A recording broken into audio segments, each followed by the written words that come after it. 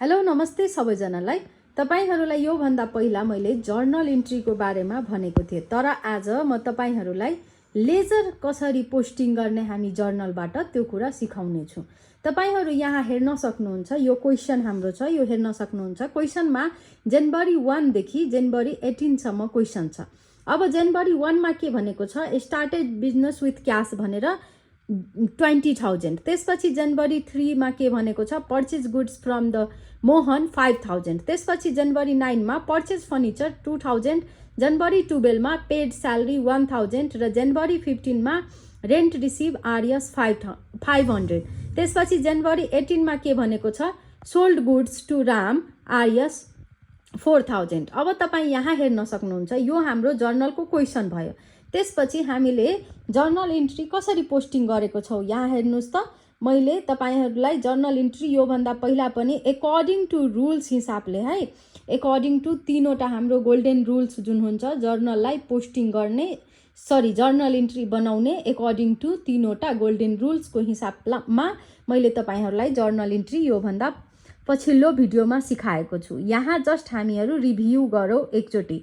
जस्तै कि हेर्नुस्, अब कुनै पनि बिजनेस स्टार्ट गर्दाखेरि त्यसको जर्नल इन्ट्री के हुन्छ, cash account DR2 capital account हुन्छ। अब बिङ त छुटाउनु भएन, किनकि बिङ छुटाउनु हुन्छ भनेदेखि एक्जाममा तपाईहरुको मार्क आउँदैन।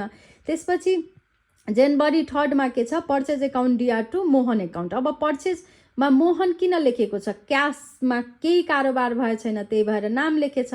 अब पर्चेज फर्निचर, अब furniture account DR2 cash account लेखेको छ। त्यसपछि salary account DR2 cash account हुन्छ। त्यसपछि हाम्रो के छ, cash account DR2 rent account 15 को रेन्ट रिसिभ गर्दाखेरि। त्यसपछि 18 मा के छ, सोल्ड गुड टु राम 4,000। अब हामी जर्नल इन्ट्री बनाइसकेपछि त्यसपछि हामीलाई के गर्नुपर्छ, लेजरमा पोस्टिङ गर्नुपर्ने हुन्छ। अब लेजरमा पोस्टिङ गर्नु भन्दा पहिला हामीलाई के आइडेन्टिफाई गर्नुपर्ने हुन्छ कि हाम्रो क्वेशनमा के रिक्वायरमेन्ट छ। हाम्रो क्वेशनमा नेसेसरी लेजर ओपन गर्न भनेको छ अथवा कुनै मेन्सन नाम नै मेन्सन गरेर बनाउन भनेको छ, त्यो कुरा हामीलाई आइडेन्टिफाई गर्नुपर्ने हुन्छ। अब कतिपय क्वेशनहरुमा के हुन्छ कि नेसेसरी लेजर बनाऊ रे भनेर क्वेशनमा सोधेको हुन्छ। अब जति बेला नेसेसरी क्वेशन बनाउन भन्छ भनेदेखि त्यति बेला हामीलाई क्याश अकाउन्टको, क्यापिटल अकाउन्टको, पर्चेज अकाउन्टको, मोहनको, फर्निचरको, त्यसपछि सेल्सको, त्यसपछि रेन्टको र राम अनि सेल्स यतिको हामीलाई के गर्नुपर्ने हुन्छ, लेजर अकाउन्ट खोल्नुपर्ने हुन्छ। सो अब मैले यो क्वेशनमा तपाईहरुलाई सबै लेजर जति पनि इन्डिभिजुअल लेजर नेसेसरी जुन लेजर छ त्यो लेजर मैले बनाएको छु। सो अब हामीलाई बुझ्नुपर्ने हुन्छ क्याश अकाउन्टको लेजर हामी कसरी बनाउने। सबैभन्दा पहिला लेजर बनाउनको लागि हामीलाई फर्मेट बुझ्नुपर्ने हुन्छ। जस्तै कि हाम्रो फर्मेट के छ यहाँ हेर्नुस् त, डेट छ, पार्टिकुलर छ, जेएफ छ, अमाउन्ट छ, डेट छ, पार्टिकुलर्स छ, जेएफ अमाउन्ट छ। र अर्को इम्पोर्टेन्ट कुरा, हाम्रो एउटा डेबिट साइड हुन्छ र अर्को क्रेडिट साइड हुन्छ।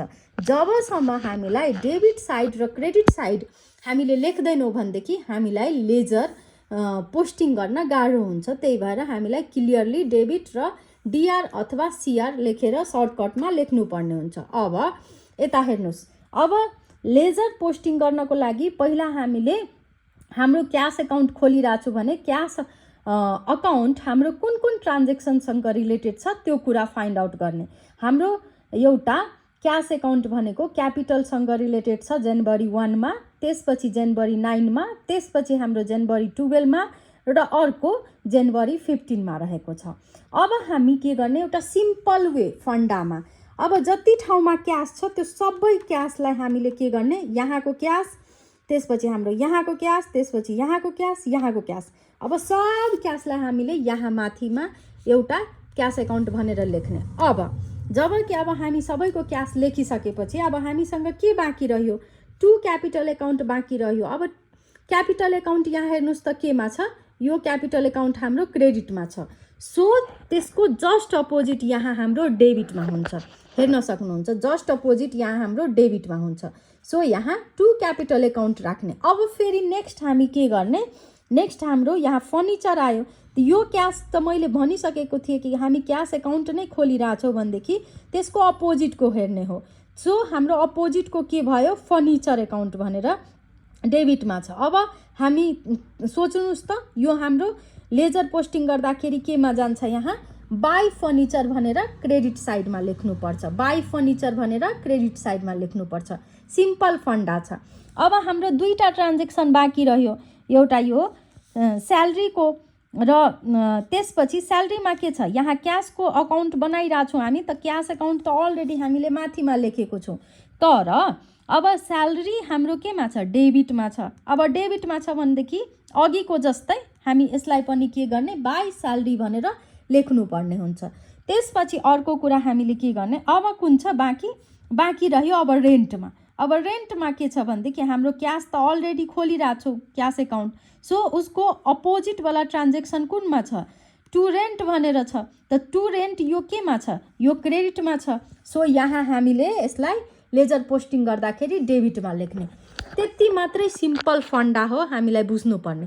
अब हामीले त्यो डेबिटमा लेखिसकेपछि चारवटा ट्रान्जेक्सन क्याससँग रिलेटेड छ। अब त्यो चारवटा ट्रान्जेक्सन हामीले यहाँ रेकर्डमा राखेको छौँ।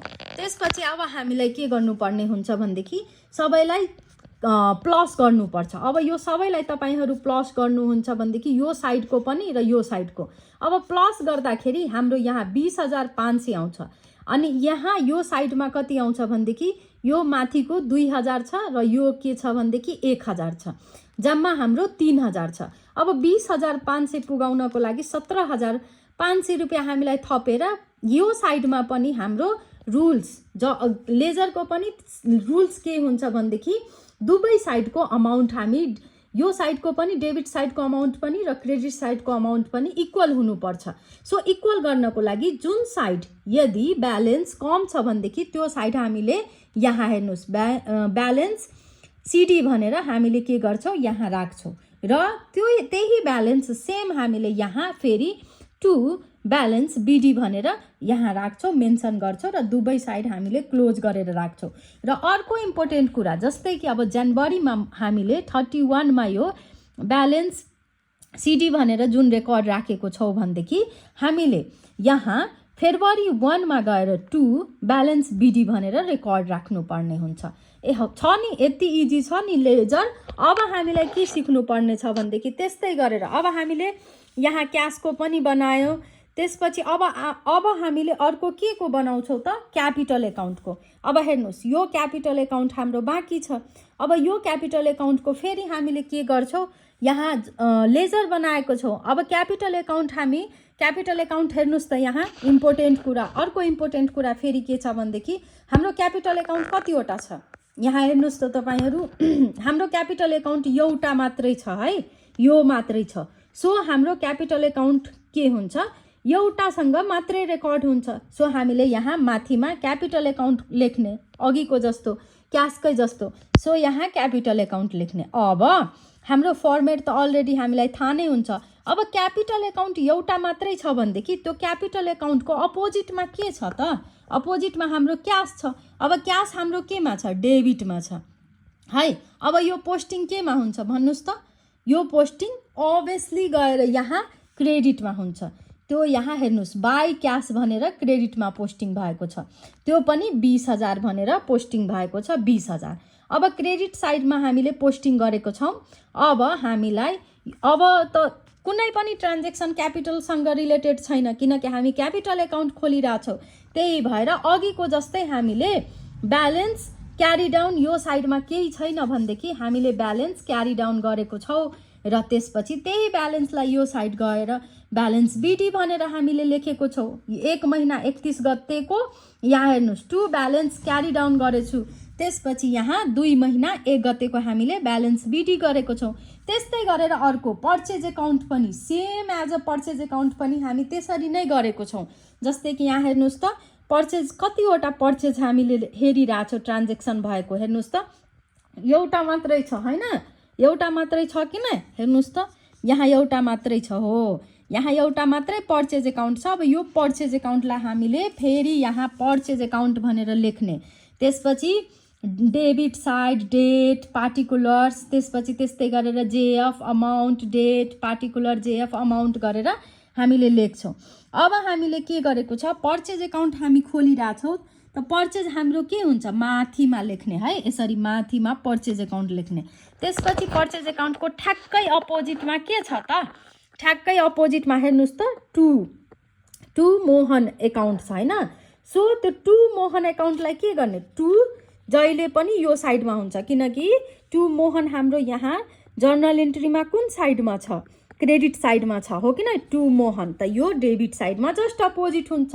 सो त्यस्तै गरेर र अघिको जस्तो जुन साइडमा ब्यालेन्स हुँदैन त्यो साइडमा ब्यालेन्स क्यारी डाउन गर्नुपर्ने हुन्छ र ब्यालेन्स क्यारी डाउन गरेर हामीलाई ब्यालेन्स बिडी पनि गर्नुपर्ने हुन्छ अर्को मन्थको लागि। सो यहाँ हामीहरूले ब्यालेन्स बिडी गरेको छौँ र अमाउन्ट यहाँ यस्तो गरेर क्लोजिङ गरेर गर्नुपर्ने हुन्छ। सेम एज अब मोहन अकाउन्टको खोल्दाखेरि, अब मोहन अकाउन्टको हाम्रो मोहन कतिवटा देखिरहेको छु त क्वेसनमा हेर्नुहोस् त, मोहन त एउटा मात्रै देखिरहेको छु। सो मोहनलाई हामीले के गर्ने, माथिमा मोहन अकाउन्ट खोलिरहेको छु भनेदेखि माथिमा लेख्ने। त्यसपछि हामीले के गर्ने, मोहन अकाउन्टको लेखेपछि हामीले के गर्ने, त्यस्तै गरेर सेम। अब मोहन अकाउन्टको अपोजिटमा के छ त, हाम्रो मोहन अकाउन्टको अपोजिटमा पर्चेज छ।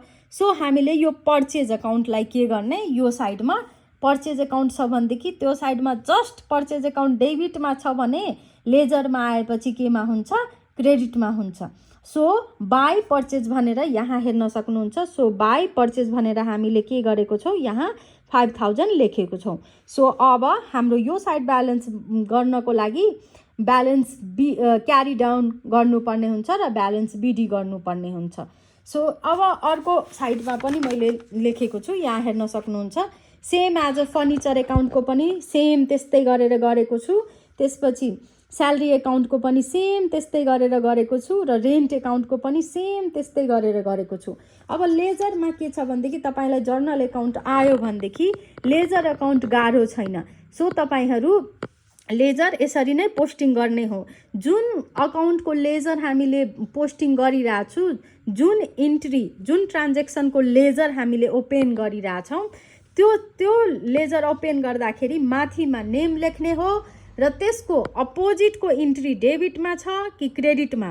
डेबिटमा छ भनेदेखि लेजरमा पोस्टिङ गर्दाखेरि त्यो क्रेडिटमा जान्छ, यदि जर्नल इन्ट्रीमा क्रेडिटमा छ भनेदेखि डेबिटमा जान्छ। ठ्याक्कै त्यसको अपोजिट गरेर हामीलाई इन्ट्रीहरू राख्नुपर्ने हुन्छ।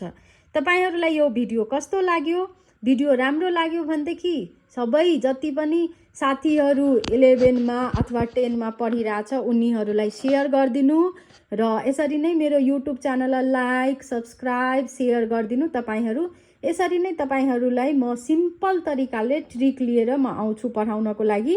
अहिले त म लेजर नै पढाएँ, अब यस्तै गरेर म होल किताबको 11-12 को पढाउने छु। सो तपाईँहरू भिडियो सुनिदिनु भयो यति प्यासेन्सको साथ, त्यसको लागि धन्यवाद सबैजनामा।